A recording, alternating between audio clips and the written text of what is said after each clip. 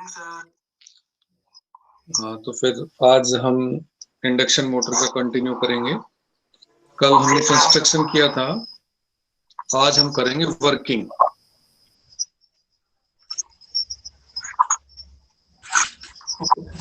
Working of induction motor.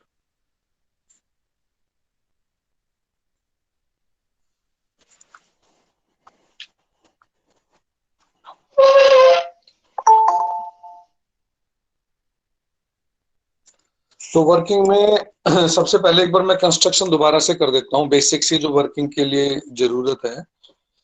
इसमें ये हमारा स्टेटर होता है, ये हमारा स्टेटर हो गया। स्टेटर में वाइंडिंग होती है और ये हमारा रोटर हो गया और ये रोटर का शाफ्ट हो गया। तो ये हमारा स्टेटर हो गया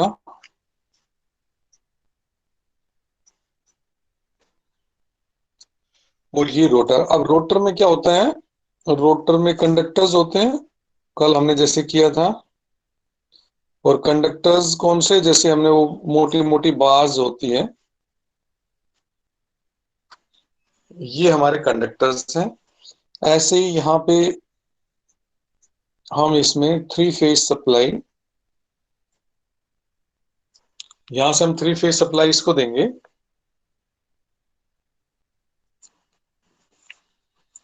तो यहाँ पे जो स्टेटर है, ये हमारा स्टेटर है और ये हमारा रोटर है, ये हमारा रोटर है और ये हमारे रोटर कंडक्टर्स हैं।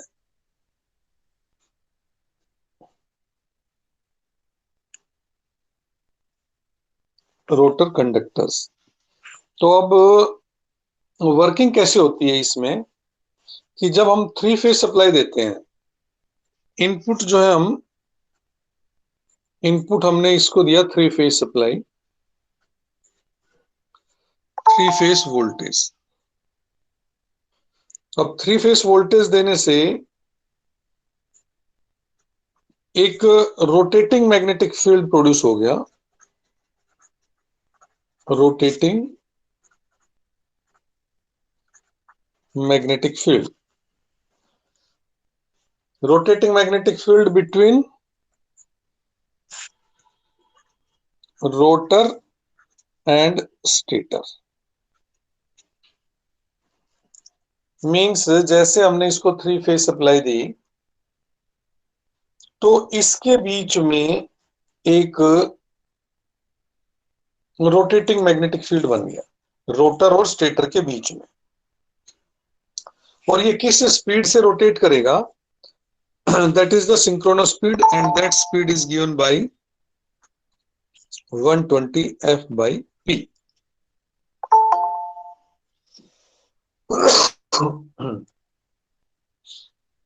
तो अभी तक क्या हुआ हमारे पास, कि अगर ये हमारे पास सिंगल फेज सप्लाई होती तो उससे क्या होता, क्योंकि किसी भी कंडक्टर में जब हम वोल्टेज देते हैं तो उस कंडक्टर के चारों साइड में मैग्नेटिक फील्ड बन जाता है। लेकिन अगर हमारे पास थ्री फेज सप्लाई है तो वो जो मैग्नेटिक फील्ड प्रोड्यूस होता है वो रोटेटिंग मैग्नेटिक फील्ड बन जाता है। रोटेटिंग मैग्नेटिक फील्ड का मतलब है ये मैग्नेटिक फील्ड यहाँ है, फिर यहाँ पे ऐसे ऐसे घूमता रहता है। और ये किस स्पीड से घूमता है, that speed is given by this relation. F frequency है, पी जो है वो नंबर ऑफ पोल्स है हमारे पास। तो अब उसके बाद क्या होगा, ये रोटेटिंग मैग्नेटिक फील्ड है। अब रोटेटिंग मैग्नेटिक फील्ड कैसे बनता है, हमें पता है कि हमारे पास जो थ्री फेज सप्लाई है, थ्री फेज सप्लाई कैसे होती है। थ्री फेज सप्लाई का मतलब है एक फेस इधर होगा हमारा, एक फेस इधर होगा और एक फेस हमारा इधर होगा। मान लेते हैं कि ये आर है, ये वाई है और ये बी है। और जो हमारी वेव चलती है वो वेव कैसे चलती है, हम कई बार देख चुके हैं। थ्री फेज सप्लाई की वेव कैसे होती है, एक तो ये होती है, फिर उसके बाद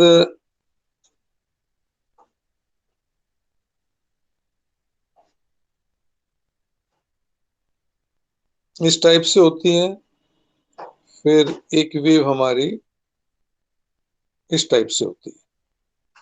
तो ऐसे जो थ्री फेस होता है हमारा, तो किसी भी मोमेंट के ऊपर अगर हम इनका रिजल्टेंट निकालें, जैसे मान लो मैं यहां पे देखता हूं, इस मोमेंट पे क्या है, एक फेस तो हमारा जीरो है, एक फेस हमारा पॉजिटिव है, एक नेगेटिव है। नेगेटिव ज्यादा है तो रिजल्टेंट मेरी जो वोल्टेज आएगी वो इधर आएगी।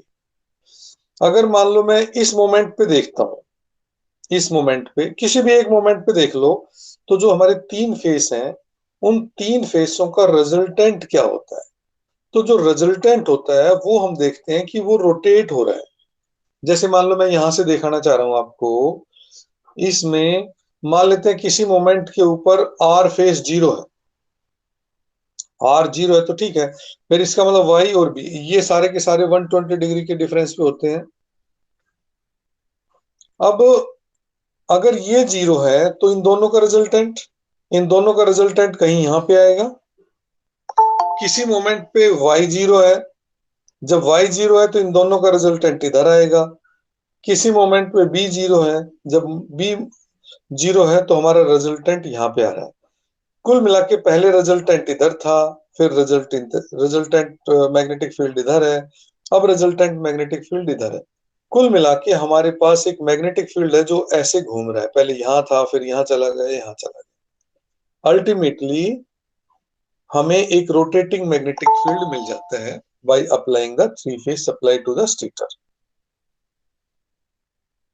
ठीक है, तो ये सिस्टम तो हो गया हमारा थ्री फेज सिस्टम, यानी रोटेटिंग मैग्नेटिक फील्ड का।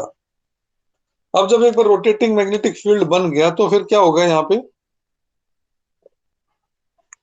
अब यहाँ पे मैग्नेटिक फील्ड रोटेट कर रहा है, ये हमारा रोटर है और ये रोटर के कंडक्टर्स हैं। तो कंडक्टर के साथ क्या होगा, जब हमारा मैग्नेटिक फील्ड इस कंडक्टर के ऊपर से ऐसे घूम रहा है, it means there is change of magnetic field with this conductor. और जब यहाँ पे मैग्नेटिक फील्ड चेंज हो रहा है तो इन कंडक्टर्स के अंदर वोल्टेज प्रोड्यूस हो जाएगी। A voltage will be induced in the conductor of the rotor। और जब वोल्टेज प्रोड्यूस होगी तो कल हमने कंस्ट्रक्शन में बताया था कि ये जितने भी कंडक्टर्स हैं एंड रिंग की हेल्प से सारे आपस में कनेक्टेड है, तो एक करंट फ्लो होना स्टार्ट हो जाएगा क्योंकि सर्किट तो क्लोज है, हमने सारे कंडक्टर्स को आपस में जोड़ा हुआ है तो सर्किट क्लोज हो गया और करंट हमारा यहाँ पे फ्लो होना स्टार्ट हो जाएगा। And according to Lenz's law, the direction of induced current is such that it oppose the cause। अब करंट का कॉज क्या है, करंट कैसे प्रोड्यूस हुआ है, करंट प्रोड्यूस हुआ है हमारा रोटर और ये मैग्नेटिक फील्ड जो है हमारा एन एस, इस मैग्नेटिक फील्ड और इसके बीच में रिलेटिव मोशन है, जिस वजह से इसके साथ मैग्नेटिक फील्ड चेंज हुआ और इसमें करंट प्रोड्यूस हो गया। तो लेंजेस लॉ के हिसाब से हमारा रोटर क्या करेगा, इस रिलेटिव स्पीड को कम करने की कोशिश करेगा। तो रिलेटिव स्पीड कम कैसे होगी, जब हमारा रोटर इसी डायरेक्शन में रोटेट करना शुरू कर देगा। जिस डायरेक्शन में हमारा ये मैग्नेटिक फील्ड रोटेट कर रहा है, ये हमारा मैग्नेटिक फील्ड रोटेट कर रहा है, उसी डायरेक्शन में हमारा रोटर भी रोटेट करना शुरू कर देगा। अब ये मान लो 1500 आरपीएम से घूम रहा है और ये 1400 से, तो अब रिलेटिव स्पीड तो 100 होगी ना। और शुरू में क्या था, ये तो घूम ही नहीं रहा था और ये 1500 आरपीएम से घूम रहा था, तो रिलेटिव स्पीड 1500 थी।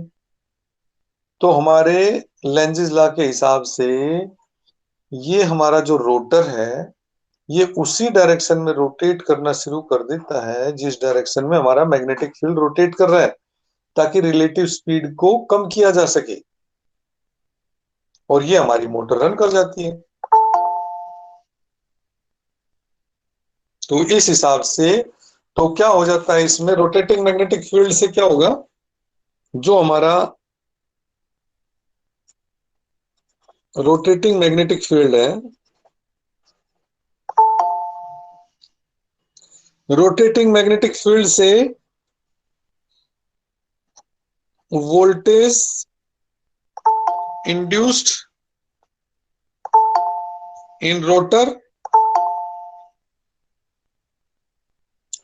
इससे रोटर में वोल्टेज इंड्यूस हो गई due to Faraday's law of electromagnetic, due to Faraday's law,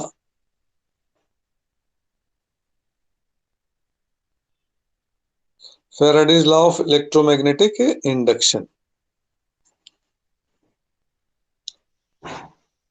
जो हमारा रोटर और स्टेटर के बीच में रोटेटिंग मैग्नेटिक फील्ड है, इस रोटेटिंग मैग्नेटिक फील्ड की वजह से voltage induced in the rotor, rotor के जो कंडक्टर है उनमें वोल्टेज इंड्यूस होगी। क्यों होगी? According to Faraday's law of electromagnetic induction, whenever magnetic flux link with the conductor changes, voltage is induced in the conductor. तो यहां पे वोल्टेज इंड्यूस होगी। अब इस वोल्टेज इंड्यूस होने से क्या हुआ? Current in rotor conductor,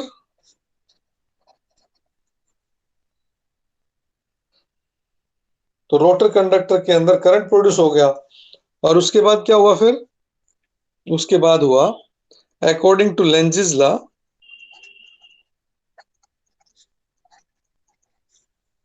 Lenz's law के हिसाब से rotor start rotating in in the direction of magnetic field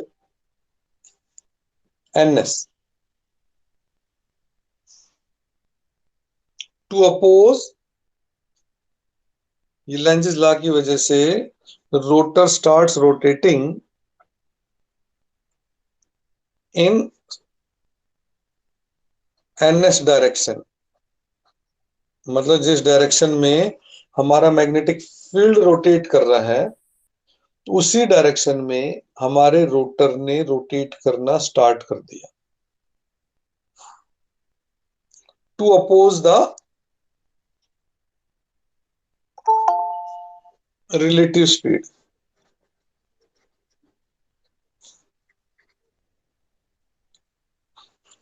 बस हमारी मोटर स्टार्ट हो गई। सबसे पहले जैसे हमने थ्री फेज सप्लाई हमारे स्टेटर को दिया, स्टेटर को थ्री फेज सप्लाई देने से, क्योंकि स्टेटर के अंदर वाइंडिंग हो रखी है, तो इस वाइंडिंग की वजह से इसमें एक मैग्नेटिक फील्ड बन गया, रोटेटिंग मैग्नेटिक फील्ड, जो कि हमारा rotating magnetic field synchronous speed से रोटेट कर रहा है 120 F/P, और ये इस स्पीड से घूम रहा है। अब यहाँ पे हमारा रोटर रखा हुआ है और रोटर के अंदर हमने कंडक्टर रखे हुए हैं, वाइंडिंग की हुई है और वाइंडिंग भी क्लोज है। तो जैसे ये मैग्नेटिक फील्ड इसके ऊपर से गुजरता है तो इन कंडक्टर के साथ मैग्नेटिक फील्ड चेंज हो जाता है फैराडे लॉ के हिसाब से, और जब ये मैग्नेटिक फील्ड चेंज हो जाता है तो इन कंडक्टर्स के अंदर वोल्टेज इंड्यूस हो जाती है। अब वोल्टेज इंड्यूस होगी तो करंट भी फ्लो होना स्टार्ट हो गया, and according to Lenz's law the direction of the current is such that it oppose the cause.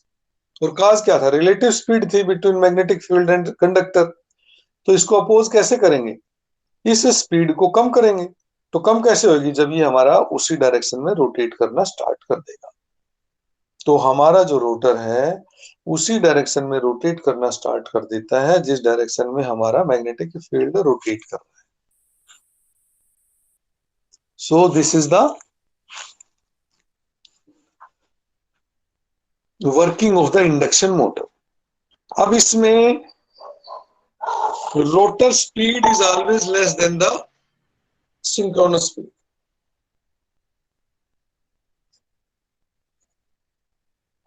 Rotor speed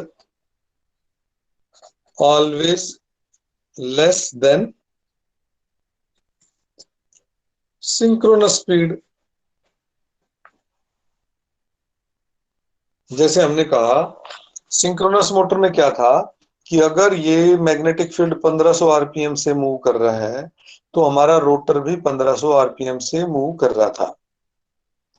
लेकिन यहां पे अगर ये 1500 आरपीएम से मूव कर रहा है तो हमारा रोटर 1450 आरपीएम या 1400 आरपीएम या 1480 आरपीएम से मूव करता है। क्यों? क्योंकि अगर हमारा रोटर भी 1500 आरपीएम से घूमना स्टार्ट कर दे, then there will be no relative speed between magnetic field and rotor। भाई जिस स्पीड से ये घूम रहा है उसी स्पीड से अगर हमारा रोटर घूम रहा है तो इस कंडक्टर के साथ कोई मैग्नेटिक फील्ड चेंज नहीं होगा, और मैग्नेटिक फील्ड चेंज नहीं होगा तो कोई वोल्टेज प्रोड्यूस नहीं होगी, कोई करंट प्रोड्यूस नहीं होगा और कोई टॉर्क प्रोड्यूस नहीं होगा। तो मोटर हमारी काम कैसे करेगी? मोटर को काम करने के लिए रोटर के कंडक्टर के अंदर वोल्टेज इंड्यूस होनी जरूरी है, और वोल्टेज इंड्यूस कब होगी? जब हमारा मैग्नेटिक फील्ड और रोटर के कंडक्टर के बीच में रिलेटिव स्पीड हो। तो रिलेटिव स्पीड जब भी पॉसिबल है जब हमारा रोटर ये मैग्नेटिक फील्ड की स्पीड से कम स्पीड से रोटेट करे। There should always be relative speed between rotor and stator magnetic field, तभी जाके हमारी इंडक्शन मोटर काम करेगी। अब इसको इंडक्शन मोटर क्यों कहते हैं? क्योंकि इसके अंदर जो वोल्टेज प्रोड्यूस हुई है that is because of law of electromagnetic induction, that is why it is called induction motor. Induction motor को इंडक्शन मोटर क्यों कहते हैं? क्योंकि it works on the principle of Faraday's law of electromagnetic induction, और voltage induced in the rotor because of the Faraday law of electromagnetic induction, इसलिए हम इसको induction motor बोलते हैं। ठीक है, तो एक बार कुछ पूछना है तो बताओ इसकी वर्किंग के बारे में कि हमारी इंडक्शन मोटर कैसे काम करती है।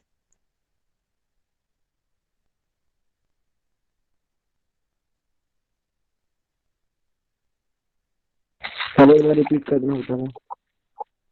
हाँ, रिपीट कर दो सर एक बार।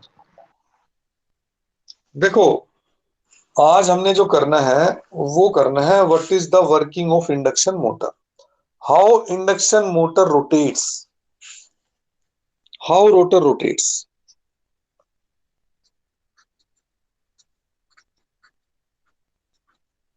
जो रोटर है वो कैसे घूमना स्टार्ट कर देता है।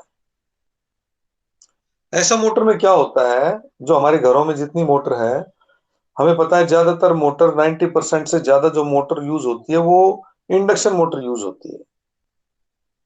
और इंडक्शन मोटर बहुत सिंपल मोटर है, उसके रोटर में हमें सप्लाई भी नहीं देनी पड़ती।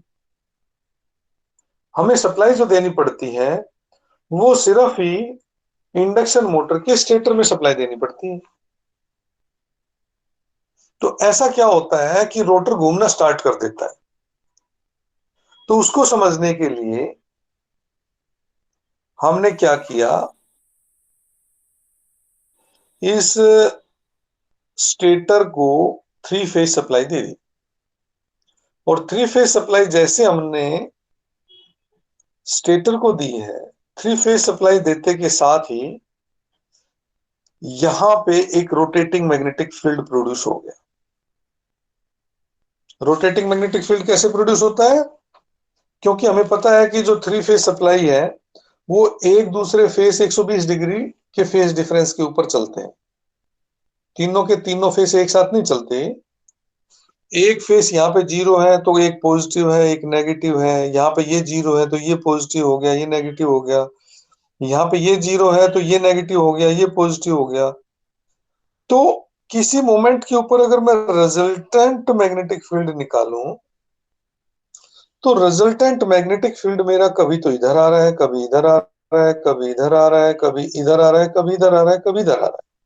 कुल मिला के मेरा रिजल्टेंट मैग्नेटिक फील्ड ऐसे घूम रहा है। जब हम किसी भी सिस्टम में थ्री फेज सप्लाई देते हैं तो थ्री फेज सप्लाई देने से हमारा resultant magnetic field starts rotating, and this speed of rotation is given by this expression 120 f by p। अगर नंबर ऑफ पोल्स हमारे पास 4 हैं, फ्रीक्वेंसी 50 है, तो ये सिंक्रोनस स्पीड हमारे पास 1500 आरपीएम आ जाती है। इसलिए जब कभी भी हमने अपने थ्री फेज इंडक्शन मोटर को थ्री फेज सप्लाई दिया, तो थ्री फेज सप्लाई देते के साथ ही हमारे स्टेटर और रोटर के बीच में जो गैप होता है उसमें एक रोटेटिंग मैग्नेटिक फील्ड प्रोड्यूस हो जाता है। एक ये रोटेटिंग मैग्नेटिक फील्ड प्रोड्यूस हो गया। अब यहां पे रोटर रखा हुआ है। कल हमने रोटर के कंस्ट्रक्शन में देखा था कि रोटर्स के अंदर कंडक्टर्स होते हैं और इन कंडक्टर्स को हमने एंड रिंग से कनेक्ट किया हुआ है और एक क्लोज सर्किट बना दिया।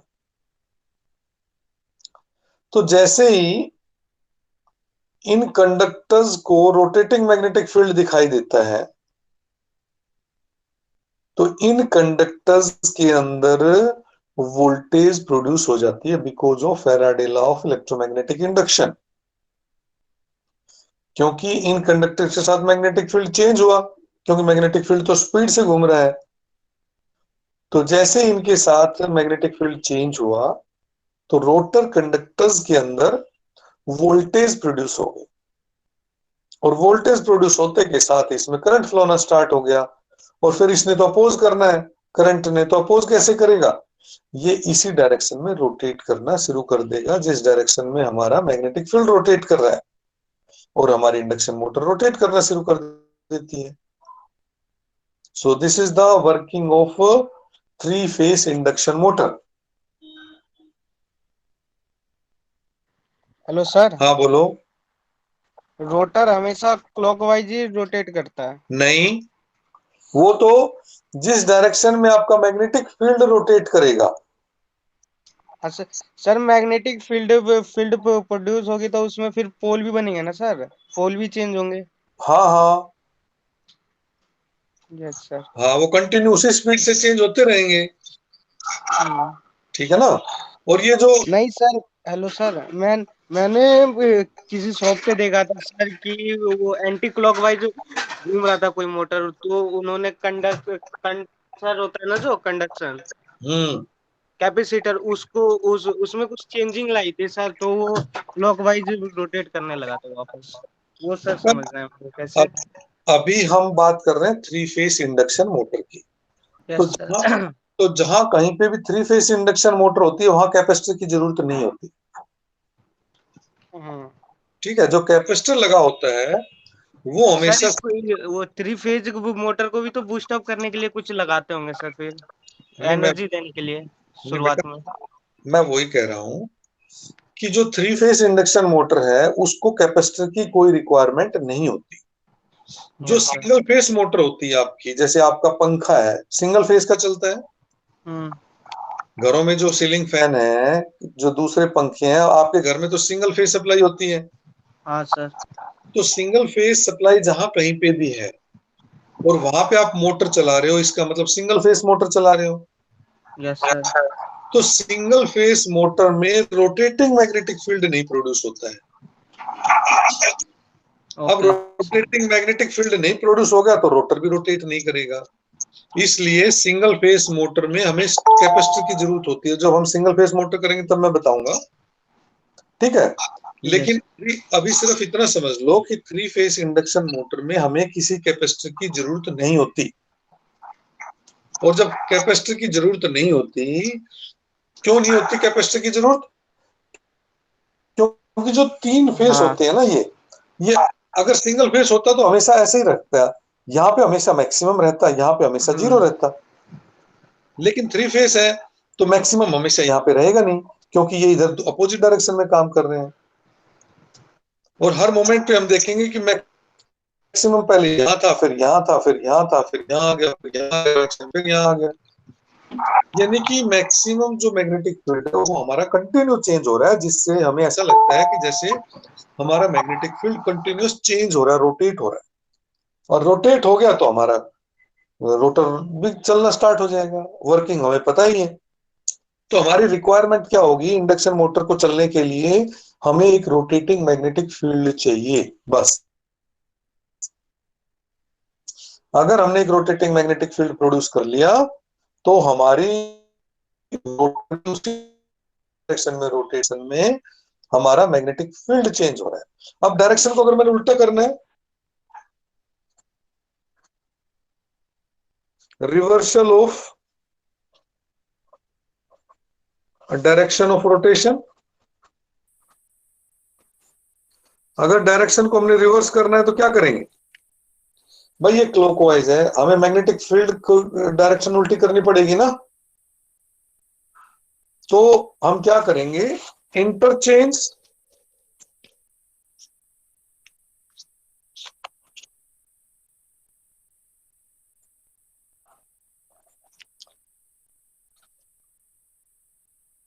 Any two face. जो तीन फेस है ना हमारे पास, आर वाई बी,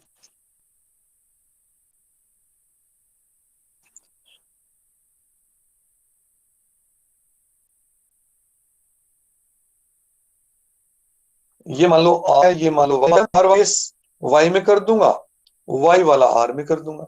यानी कि किसी भी, या वाई वाले को बी में कर दूंगा, बी वाले को वाई में कर दूंगा, या आर वाले को बी में, किसी भी दो फेस को उठा के इंटरचेंज कर दो। तो इंटरचेंज करने से जो रिजल्टेंट हमारा, जैसे ये आर वाई बी है, पहला मेरा रिजल्टेंट इधर था, फिर इधर था, फिर इधर था, यानी कि मेरा ऐसे चल रहा है। जब मैंने आर बी वाई किया तो रिजल्टेंट इधर है, फिर रिजल्टेंट इधर आएगा, फिर रिजल्टेंट इधर, यानी कि ये एंटी क्लॉकवाइज हो गया। सर स्पीड पे कुछ फर्क पड़ेगा इससे, एंटी क्लॉकवाइज से? नहीं नहीं, सिर्फ डायरेक्शन चेंज होगी, वोल्टेज हमारी उतनी है तो उतना ही मैग्नेटिक फील्ड प्रोड्यूस होगा। Yes sir. क्योंकि देखो, जब मैंने आर वाई बी सीक्वेंस ले रहा हूं, मैं ऐसे ले रहा हूं, तो ऐसे चलेगा मेरा, तो मेरा रिजल्टेंट इधर रहेगा, फिर रिजल्टेंट इधर आएगा, फिर रिजल्टेंट इधर आएगा, तो कुल मिला के मेरा मैग्नेटिक फील्ड क्लॉकवाइज चल रहा है। लेकिन जब मैंने आर बी वाई कर दिया तो उससे क्या है कि रिजल्टेंट इधर आएगा, फिर इधर, यानी कि एंटी क्लॉकवाइज हो गया। तो जस्ट सिंपली हम किसी भी दो वायर को इंटरचेंज कर देंगे तो उसी से हमारी मोटर की डायरेक्शन उल्टी हो जाएगी। अगर पहले एंटी क्लॉकवाइज चल रही है तो भी किसी को कर दो तो क्लॉकवाइज हो जाएगी, अगर पहले क्लॉकवाइज चल रही है तो फिर वो एंटी क्लॉकवाइज हो जाएगी। तो ये काफी इजी है। अगर हमने इंडक्शन मोटर की डायरेक्शन को रिवर्स करना है तो रिवर्स करने के लिए हमें किसी भी दो फेस को, कनेक्शन को रिवर्स करना पड़ेगा, उल्टा करना पड़ेगा, उसकी जगह वो और उसकी जगह वो, इंटरचेंज करना पड़ेगा। ठीक है? यस सर ठीक है। और इसके वर्किंग के बारे में कुछ पूछना है तो बताओ। थ्री फेस, क्योंकि मैं ज्यादा करा नहीं रहा हूं, इसलिए नहीं करा रहा कि अभी आपने ये, आपके सेशनल में तो आएगा नहीं,